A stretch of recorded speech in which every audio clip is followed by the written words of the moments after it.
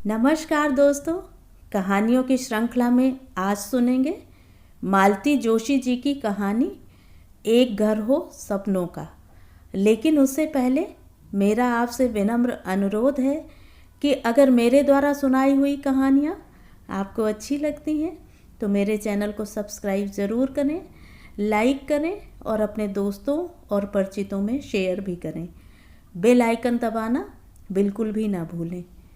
आज सुनिए एक घर हो सपनों का। स्कूटर की परिचित आवाज़ सुनकर मैंने बुनाई एक ओर रख दी और उठकर दरवाज़ा खोल दिया। हस्बे मामूल अम्मा का कहीं पता न था। मजबूरन मुझे ही रसोई घर में दौड़कर जाना पड़ा। उधर भूषण जैसे इस अवसर की राह ही देख रहा था। उधर उन्होंने घर में पांव दिया, इधर इसने जोर शोर से अपना राग अलापना प्रारंभ कर दिया। अरे कहाँ हो भाई, अपने लाडले को जरा चुप तो कराओ। इनकी झल्लाई हुई आवाज़ आई। अभी आई, मैंने कहा और जल्दी जल्दी किसी तरह 4 चिप्स तलकर चाय तैयार की। बाहर आई तब तक मुन्ने मियाँ सारे घर को अपनी आवाज़ से भर चुके थे। कमबख्त जरा हिलने नहीं देता। मैंने पलंग पर अपना आसन जमाते हुए कहा, हिलने की ज़रूरत ही क्या है? You are suppose to take rest. अम्मा जी कहाँ हैं? शायद पड़ोस में अचार डलवाने गई हैं, मैंने यथाशक्ति सहज होते हुए कहा। हालांकि शायद शब्द यहाँ एकदम फिजूल था।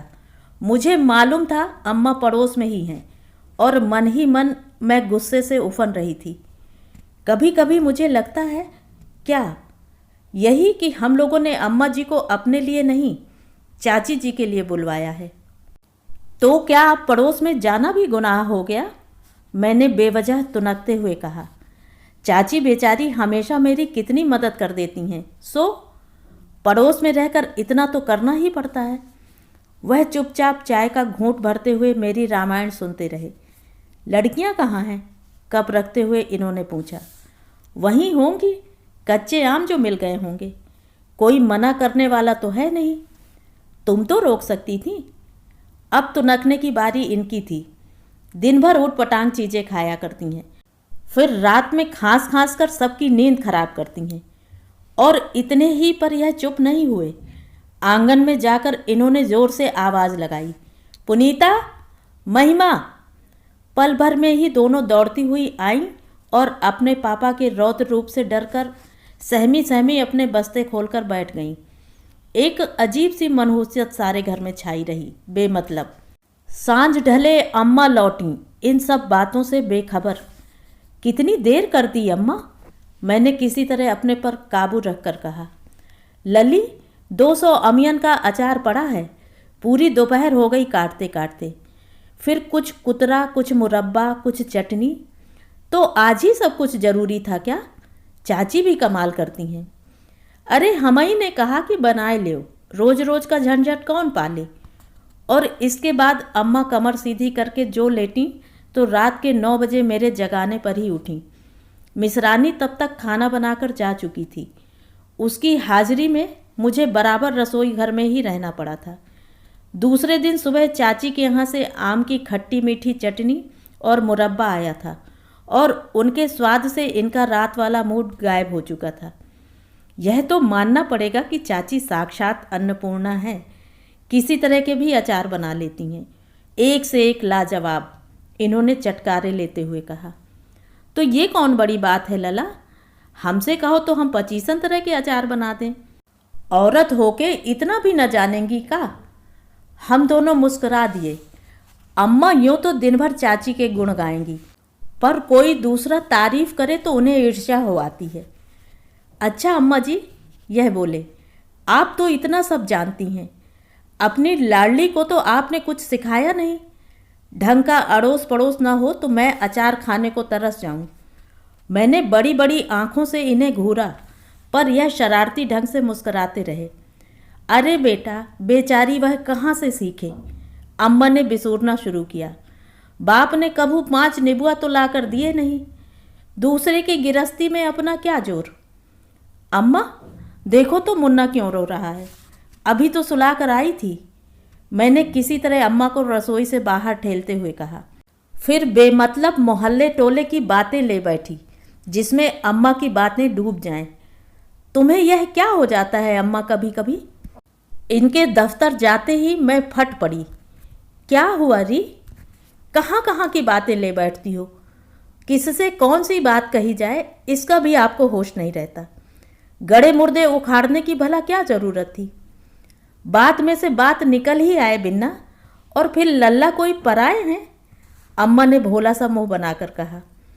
क्या उत्तर देती मैं? कैसे समझाती उन्हें कि सही बात मालूम होने से ससुराल में मेरी कितनी किरकिरी हो जाएगी। यहाँ तो सब लोग यही जानते हैं कि बहू इतने बड़े जमींदार की भांजी है।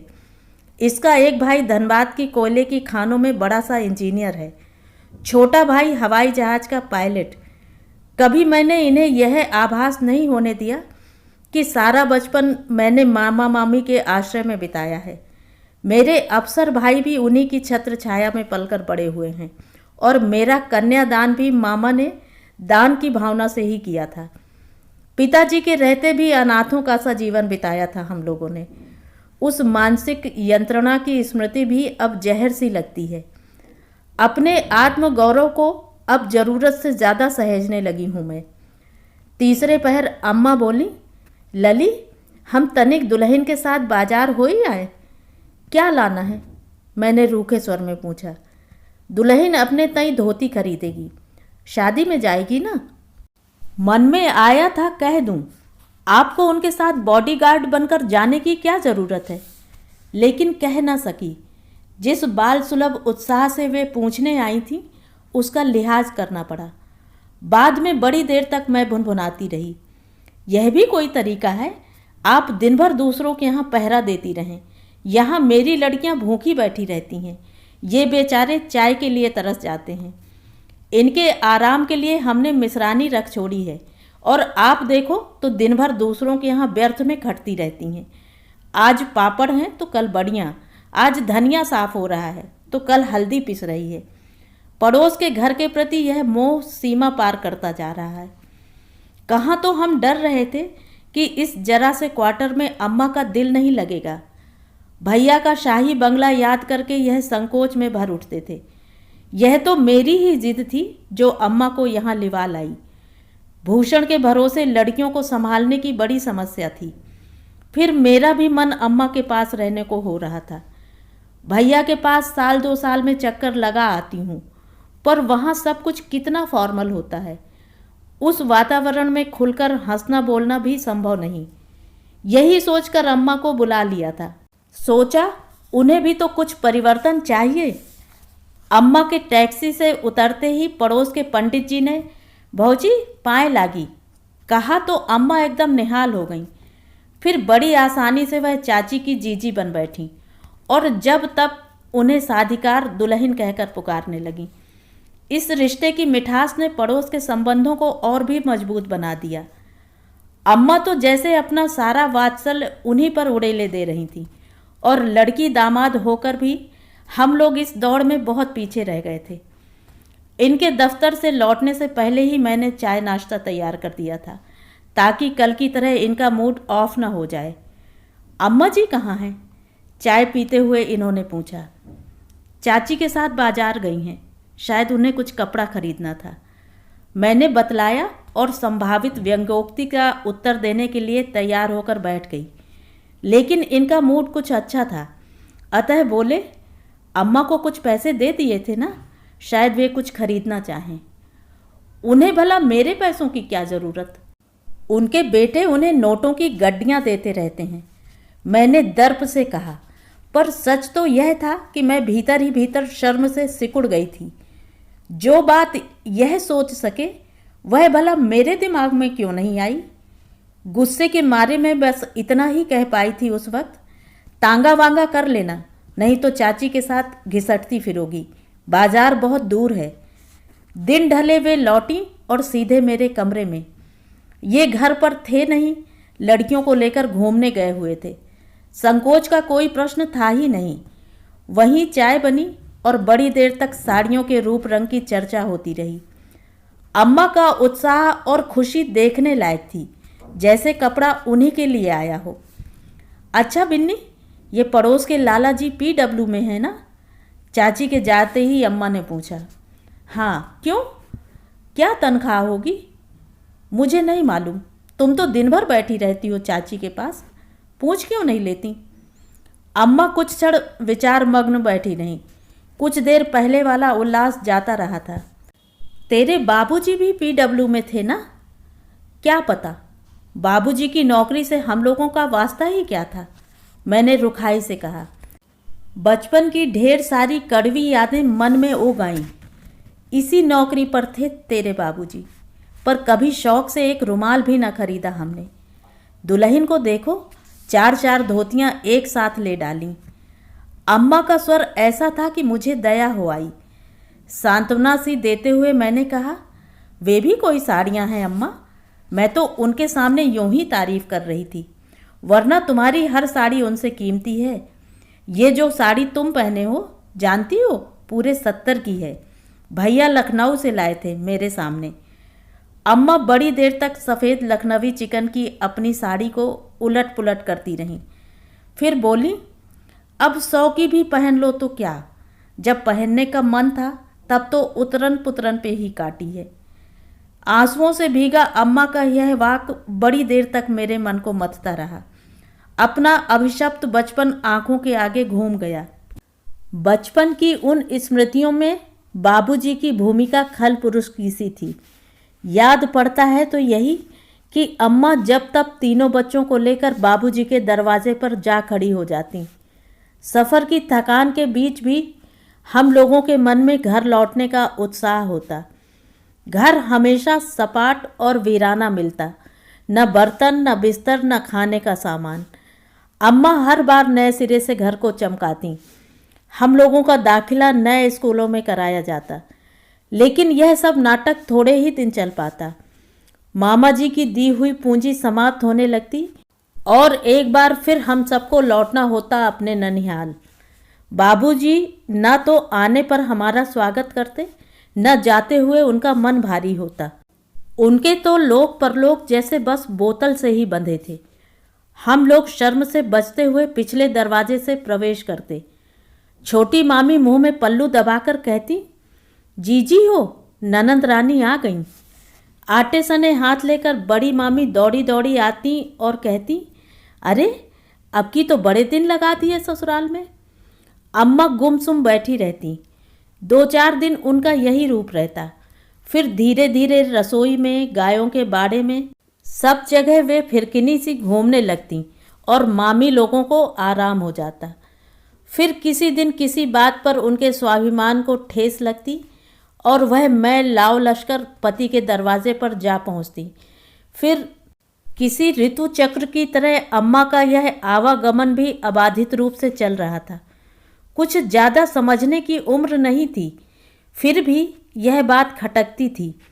मौसी लोग आती हैं तो आराम से बैठी रहती हैं। उनके लिए, बच्चों के लिए नए नए डिज़ाइन के कपड़े बनते हैं। जाती हैं तो साथ मेवे, मिठाइयों के, फलों के टोकरे जाते हैं। हम लोगों के हिस्से में यह सत्कार, यह सम्मान कभी नहीं होता। और एक बार इसी तरह हम लोग विदा हो रहे थे, तब मामा जी ने गुस्से में कहा था, बसंती, तेरी जो मर्जी हो कर, लेकिन इन लड़कों की ज़िंदगी बिगाड़ने पर क्यों तुली है? बार बार के आने जाने में इनकी पढ़ाई का सत्यानाश हो रहा है, यह तेरी समझ में नहीं आएगा। और सचमुच दोनों भाइयों को उन्होंने हमारे साथ नहीं भेजा था। उस बार अकेली मैं ही अम्मा के साथ गई थी। मुझे भी वहाँ जाना ज़रा अच्छा नहीं लगता था, खासकर वहाँ से लौटना मन में अजीब सी ग्लानि भर देता था। जैसे जैसे बड़ी होती गई, मैं स्कूल का, पढ़ाई का बहाना करके घर पर ही रह जाती, लेकिन अम्मा बदस्तूर जाती रहीं। पता नहीं किस सुख की आशा में वह दौड़ दौड़ कर वहाँ जाती। बाबूजी की बीमारी में तो पूरे 8 महीने वहीं रहीं और उनकी मृत्यु पर ऐसी बिलख बिलख कर रोईं कि उन्हें देखकर ही मुझे रुलाई आ गई थी। नहीं तो पिता नामक व्यक्ति के लिए तो मेरी आंखों से एक बूंद भी नहीं निकली थी। अम्मा की बात जैसे उन सारे दुखों को साथ जगा गई थी। 2-4 दिन बाद ही चाची अपने भतीजे की शादी में अलीगढ़ चली गईं। जाते हुए वह अम्मा के पांव छूने आईं तो अम्मा ने अपनी सौगंध दिलाकर कहा, लाला से कहियो खाना यहीं खाएंगे, घर पर खटपटी करने की ज़रूरत नहीं। वे दोनों बेचारे मुंह ताकते रह गए। संकोच तो खैर था ही, पर मेरी रसोई में कभी कभार अल्लम गल्लम पकता था, उसकी उन्हें खबर थी। इसी कारण मैं भी इसरार नहीं कर पा रही थी। आखिर पंडित जी को ही उपाय सूझा। बोले, भौजी, अब इस बुढ़ापे में मैं लड़की के घर खाते क्या अच्छा लगूंगा? और मैं जो चल रही हूँ। तुम्हारी बात और है, तुम्हारे दो दो लाल हैं, बिटिया का घर भर देंगे। मैं गरीब यह कर्ज कैसे उतारूंगा? बेटों की प्रशंसा से अम्मा गदगद हो उठी और बोली, अच्छा चलो, तुम्हारी बात मानी, पर एक शर्त है, खाना तुम नहीं बनाओगे। दुल्हन के हाथ की पूरी पकवान तो बहुत खाए हैं, कुछ दिन मेरे हाथ की कच्ची पक्की भी खा के देख लेना। बेचारे बड़ा मना करते रहे, पर अंत में यही व्यवस्था पक्की हुई। तुम भी अम्मा कहाँ कहाँ की बला सिर पर ले लेती हो। उनके जाते ही मैंने कहा, चाची कोई आज पहली बार बाहर जा रही हैं, पंडित जी तो स्वयं बना लेते हैं। तो क्या हुआ लली, 4 रोटियां हम ही सेंक देंगे तो क्या है। बेचारे दोनों जने कितना आदर मान करते हैं, इतना तो अपन को करना ही पड़ेगा। मैं चुप ही रही। जिंदगी भर अम्मा ने रोटियां सेंकी हैं दूसरों की, लेकिन वह मजबूरी दूसरे प्रकार की थी, यह दूसरे प्रकार की। मान मनुहार की भूखी अम्मा क्यों मेरे पड़ोसियों पर जान छिड़कती हैं, यह मेरी अब समझ में आया। पति से तिरस्कृत नारी की हर जगह दुर्गति होती है, चाहे ससुराल में हो चाहे पीहर में। वह तो बिना पेंदे की लुटिया होती है, जिधर चाहा लुढ़का दिया। बिना पैसे की नौकरानी होती है, जब चाहा जैसा चाहा काम लिया और बस छुट्टी। जिसके पीछे 4 बच्चे होते हैं, उसे तो यह जहर का घूंट पीना ही पड़ता है। अकेली जान हो तो कुएं में कूद जाए कोई। भैया भाभी के राज में अम्मा खूब आदर मान बटोर रही थी, लेकिन भौजी की सी मिठास उस नीरस माता जी में कहाँ थी। चाची चली गईं और पंडित जी की रसोई पर अम्मा का आधिपत्य हो गया। उन्हें समय पर सुस्वादु भोजन करवाने में उनका उत्साह जैसे छलक पड़ता था। सुबह खिला चुकती तो शाम के नाश्ते की सोचती, रात को लेटे लेटे सुबह की प्लानिंग करती। कभी दाल भिगो देती, कभी चने, कभी गीला मसाला डालती तो कभी सूखा। जितने प्रकार के चावल वह बनाना जानती थीं, सबका नमूना उन्होंने 8 दिन में पेश कर दिया था। आलू की सब्जी कोई 4-5 किस्म की बनाकर खिलाई। चाची को कटहल देखने से भी चिढ़ थी, इसलिए बनने का कभी सवाल ही नहीं उठता था। लेकिन अम्मा ने दामाद से कहकर कटहल मंगवाया और उसकी सब्जी परोसकर पंडित जी को सुखद आश्चर्य में डाल दिया। वह कहते, भौजी, इसी तरह महीना 2 महीना तुम्हारे हाथ का खाता रहा तो कपड़े नए बनवाने पड़ेंगे। रहने दो लाला, क्यों मुँह देखी कहते हो, आधे भी तो नहीं रह गए हो। दुल्हन आकर मुझसे न लड़े तो देख लेना। लेकिन अपनी प्रशंसा उन्हें पुलकित करती, वह उनका खिला खिला चेहरा ही बता देता। अम्मा, मैं कहती, किसी दिन भैया आकर देख लें तो कितना नाराज होंगे। वह तो तुम्हारे आराम का कितना ख्याल रखते हैं। अरे तो आराम की कहीं कमी है? अम्मा एकदम बिफर उठती।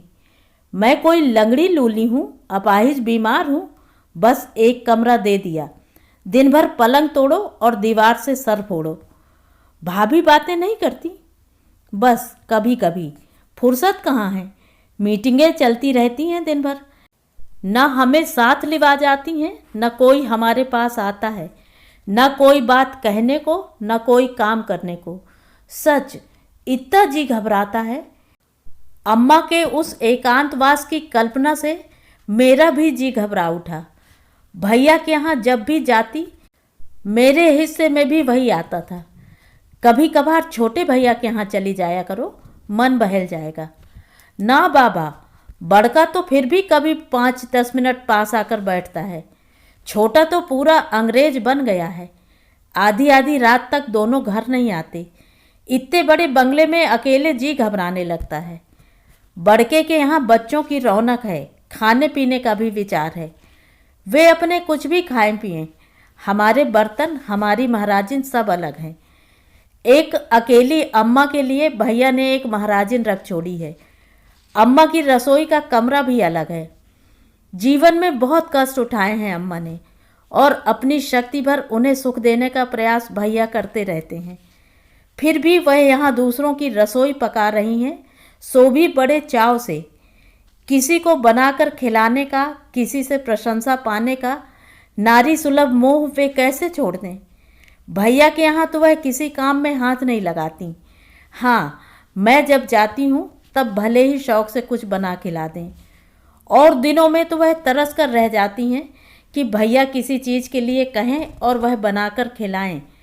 लेकिन उन्होंने कभी नहीं कहा कि अम्मा तुम्हारे हाथ की अमुक चीज़ खाए बहुत दिन हो गए। फिर उनका दोष भी क्या, खाने खेलने की उम्र तो दूसरे की देहरी पर बीत गई।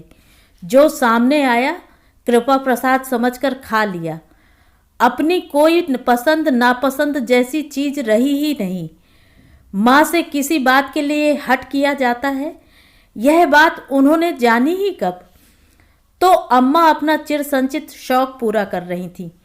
इतनी भरी पूरी रसोई पर एक छत्र अधिकार उन्हें पहली बार मिला था। मेरा घर फिर भी लड़की का घर था। थोड़ा बहुत संकोच तो हो ही जाता है। सिर्फ खाना बनाकर ही उन्हें तृप्ति नहीं थी। कभी दाल लेकर बीनने बैठ जाती, कभी चावल, कभी किसी चीज़ को धूप दिखाती, कभी किसी चीज़ को। यूँ चाची बड़ी सुघड़ गृहिणी थी। सारा सामान हमेशा कुटा पिसा साफ सुथरा रखा रहता। फिर भी अम्मा अपने लिए छोटे मोटे काम निकाल ही लेती। रसोई का दरवाज़ा पीछे से बंद कर चाबी अपने पास ही रखती, ताकि पंडित जी के आने से पहले चाय नाश्ता तैयार कर सकें। छुट्टी वाली दोपहर दिन भर खूब सो लेने के बाद 4 बजे इन्होंने आंखें खोली। घर बड़ा सुनसान लग रहा है। कहाँ चले गए सब लोग भाई? यह उठने का उपक्रम करते हुए बोले। लड़कियां खेलने निकल गई हैं। अम्मा शायद तुम्हारे संकोच से पड़ोस में पड़ रही होंगी। पड़ोस में? क्यों? पंडित जी तो शादी में गए हैं ना। चाबी तो अम्मा के पास है। तब तो आज चाय मैं बनाऊंगा। तुम्हारी माँ आई हैं तब से रसोई घर में नो एंट्री का बोर्ड लगा दिया है तुमने। मुझे भला क्या ऐतराज हो सकता था। मज़े में बैठी बुनती रही। लेकिन इतने आराम से चाय पीना उस दिन भाग्य में नहीं था। 2 ही मिनट बाद यह बाहर आए और बोले, रेखा 1 मिनट इधर आओ। क्या है? उनकी आवाज़ में ऐसी रहस्यमयता थी कि मैं घबरा उठी। इनके पीछे पीछे रसोई की खिड़की से देखा। अम्मा 10-12 पीतल के छोटे छोटे डिब्बों का ढेर लेकर बैठी हैं और उन्हें नींबू और राख से चमका रही हैं। यह क्या हो रहा है अम्मा? मैंने एकदम आंगन में जाकर कहा। अरे ये डिब्बे इतने कलिया गए थे, हमने सोचा। ओफो, तो क्या हो गया? ये तो बरसात के दिन हैं, 2 दिन बाद फिर वैसे के वैसे हो जाएंगे। तो क्या हुआ, 2 दिन तो चमकेंगे। इतनी सहजता से उन्होंने कहा कि मुझसे उत्तर देते ना बना। 2.5 महीने के बच्चे का ख्याल छोड़कर मैं भी वहीं बैठकर उनका हाथ बटाने लगी। किसी तरह वह आयोजन पूरा हुआ। फिर उन्हें धो पोंछ कर पूर्ववत भरा गया और यथास्थान रखा गया। चाची की अनुपस्थिति में उनके घर में इतनी दखलंदाजी करना मुझे अच्छा नहीं लग रहा था। पर अम्मा बड़ी तृप्त दृष्टि से चमकते डिब्बों की उस कतार को देख रही थी। चलो अम्मा, घर चलें, मैंने कुछ सख्ती से कहा। घर पर आकर वे बड़ी देर तक गुमसुम बनी रहीं। मुझे लगता रहा मेरा स्वर बहुत ज़्यादा कड़ा तो नहीं था। मैं यूं ही इधर उधर की बातें निकालती रही ताकि वह सब भूल जाएं। लली, बड़ी देर बाद वह बोली, झांसी में हमारे पड़ोस में एक मराठन थी। उसका घर जब देखो चमचम चमकता रहता था। उसे अपने घर बुलाते भी ला जाती थी। घर में बस एक कनस्तर था आटे का। बाकी सौदा जैसा बनिए के यहाँ से बंध कर आता वैसा ही रखा रहता। सारी शाम अम्मा उदास बनी रहीं। बस बार बार एक ही बात कहती, यही PW की नौकरी तेरे बाबूजी की थी, यही लाला जी की भी है। पर दुल्हन को देखो कैसे ठाठ से रहती है। बेचारे पंडित जी का परिवार बहुत साधारण था। बाल बच्चे थे नहीं, इसलिए 4 चीज़ें भी घर में आ गई थीं। लेकिन अम्मा बेचारी के भाग्य में छोटी छोटी चीज़ों के लिए तरसना ही लिखा था। आज बहुओं की रसोई में गैस के चूल्हे हैं, इलेक्ट्रिक ओवन है, बाथरूम में गीजर है, लेकिन अम्मा स्टोव पर खाना बनाने की तमन्ना भी पूरी न कर सकीं। मामा का घर तो देहाती था, इतने लोगों का खाना लकड़ी पर ही बन सकता था, लेकिन पति के शहरी मकान में स्टोव पर खाना बनाने का उन्हें बहुत शौक था। बहुओं के पास चीनी के, स्टील के, मुरादाबादी बर्तनों के सेट्स लगे हुए थे, पर अम्मा को दूध के लिए एक स्टील की पतीली की इच्छा थी। वह भी मन की मन में रह गई। और दूध भी कितना आता, पाव भर की आधा सेर बस। अम्मा की बातों से मेरा मन भी उदास होने लगा था। आखिर मैंने कहा, रहने दो अम्मा, बीती बातें कहने से मन को दुख होता है, फिर मरे हुए व्यक्ति को कोसना तनिक भी अच्छा नहीं। रात दिन मेरा मन जो जलता है लली, कभी तो बात मुंह पर आती ही है। गिरस्ती का सुख देखा ही क्या है मैंने। घर बसाना और चीज है, बच्चे पैदा करना और। अम्मा पर उदासी का यह आलम 2-4 दिन बड़ी मुश्किल से रहा। पंडित जी जिस दिन आने वाले थे, उस दिन सुबह से उनका उत्साह देखने योग्य था। उनका दूध लेना, पानी भरना, झाड़ू बुहारू, सारा काम अम्मा ने बड़े मनोयोग से किया था। शाम को वे आए तो अम्मा ने ही उन्हें बनाकर खिलाया। रात बड़ी देर तक उन लोगों की बातें चलती रहीं। दान दहेज, दूल्हा दुल्हन, नेक व्यवहार आदि पर चर्चा होती रही। वहाँ से जो कुछ सुनकर आई वह सब मुझे भी सुनाया गया, और यह सब कहते हुए उनका मन ऐसे उत्साहित हो रहा था मानो वह स्वयं भतीजे की शादी करके आई हूँ। अब अम्मा के पास कोई काम नहीं था। वह बड़ा खाली खाली सा अनुभव कर रही थी। सुबह देर तक बैठी भूषण को खिलाती रहीं, नहीं तो बच्चों में उनका मन कम ही लगता था। दोपहर में जब सब दफ्तर जा चुके, तब चाची ने घर का सफाई अभियान शुरू किया। फर्श को धो पोंछ कर साफ किया, खिड़कियों के शीशे चमकाए, एक एक चीज अलमारी से उतार कर नए सिरे से रखी। बाहर से लौटने पर चाची का यह हमेशा का कार्यक्रम था। अपने साफ सुथरे घर पर उन्हें नाज था, और इसके लिए उन्हें मेहनत भी कम नहीं करनी पड़ती। मैंने सोचा था इस बार कम से कम किचन में उन्हें चाक चौबंद मिलेगा, कम से कम वहाँ उन्हें मेहनत नहीं करनी पड़ेगी। पर जब वहाँ भी उन्होंने डिब्बे, बर्नियों, टोकनी और सूप आदि उतारने प्रारंभ किए तो मुझसे नहीं रहा गया। चाची, अम्मा ने बहुत चौकसी रखी है आपके किचन की, जरा भी कूड़ा नहीं मिलेगा। और सारे डिब्बे भी मांझ कर साफ किए थे एक दिन। मैंने और चाची ने एक साथ डिब्बों की ओर देखा। बरसाती हरे काले धब्बे लेकर वे मेरा मुंह चिढ़ा रहे थे। जीजी ने बहुत किया बिटिया, यह बता रहे थे, माँ भी क्या करेगी, ऐसी सेवा की है, पर अब उनकी उम्र भी तो नहीं रही है सब करने की, चाची ने सांत्वना सी देते हुए कहा।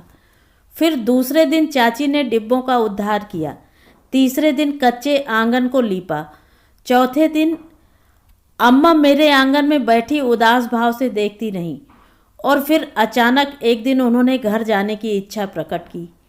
ऐसी क्या जल्दी है अम्मा, अब बिटिया के घर ज़्यादा रहें तो अच्छा थोड़े ही लगता है, एक ना एक दिन तो अपने घर जाना ही है। और मैं सोच रही थी, कहाँ था अम्मा का अपना घर, कब था। तो ये थी कहानी। कहानी आपको कैसी लगी कमेंट करके ज़रूर बताएं।